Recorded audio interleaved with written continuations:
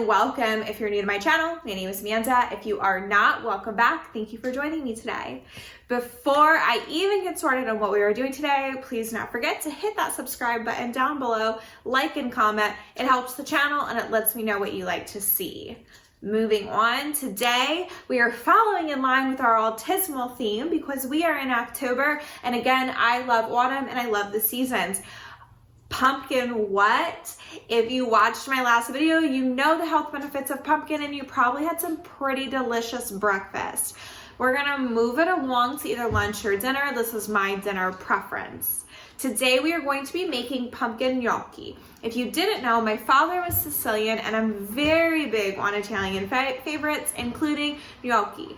This is, again, allergy friendly, it's gluten free, it's vegan, and is probably one of the simplest recipes I'm ever going to give you. So I'm also gonna show you what I pair it with so that you can have a full complete meal today, because while I could have a full complete meal on just gnocchi, it is better to have, you know, some pairings, if you will. So before we get started, I'm gonna pop over and show you what ingredients you will need. Again, this is the simplest, so try to buckle up. I also have them listed down below so you know what you need and you can just follow along with the video. Let's do this.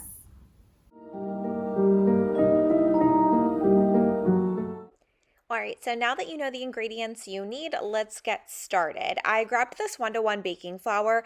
It's the gluten-free flour that's equivalent to all-purpose. As you can see, it's nice and fluffy here. I have about 1.5 cups, but watch this, guys, it's very important. I'm only going to use maybe half. See, I'm just covering the bowl. I'm trying to get up on the sides a little bit as well. Then add my pumpkin. I may not necessarily use that entire thing of flour. That's why I want you to note it. We're going to start mixing first and see how the consistency is before adding an additional flour. It's very important because gnocchi should not be dry. If it's too dry, you guys, it's not going to work out. It's going to fall apart and just not be good. And when I say mix, I basically mean gently fold here. You do not want flour going everywhere. And since we are just using 2 ingredients, usually you would use potatoes as well. And that kind of makes it a little bit easier to fold in.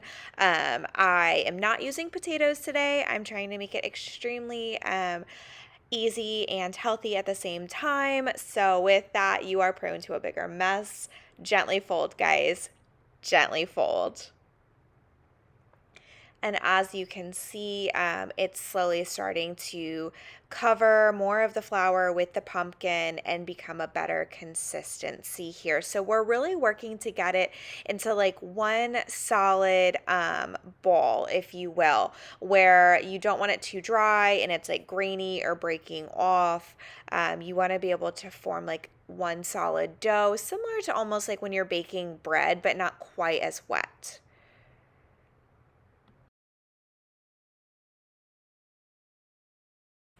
And now that I'm able to see where the consistency is at, I'm going to sprinkle a little bit more flour in there just to get a better consistency. It's still a little bit too wet for what I would ideally like my dough to be.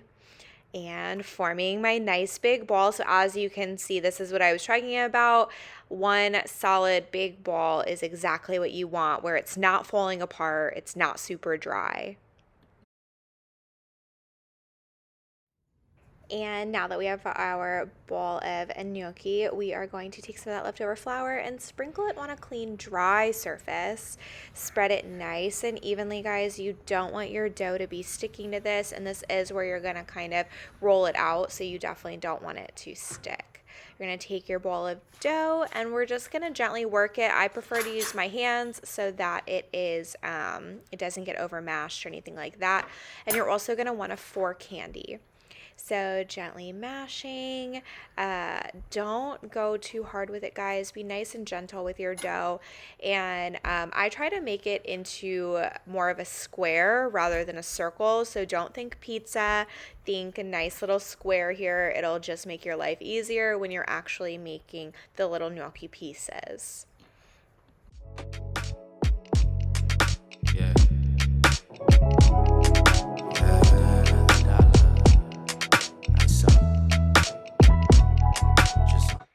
right, now that it is formed and it's about a little over a ½ inch to an inch thick, we are going to cut first into strips, which is why I said you wanted a square. You're going to cut into strips one way, and then you're going to cut the other way.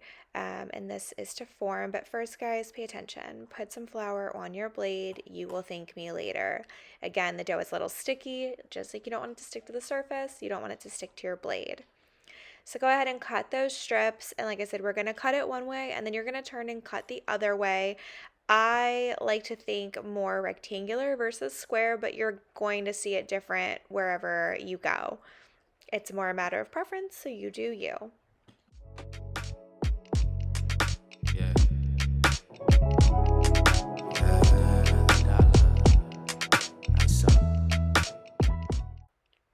And here is where our fork comes in. So now that you have your little gnocchi pieces formed, since I don't have a gnocchi board, and I don't know if you do, you're gonna grab a fork.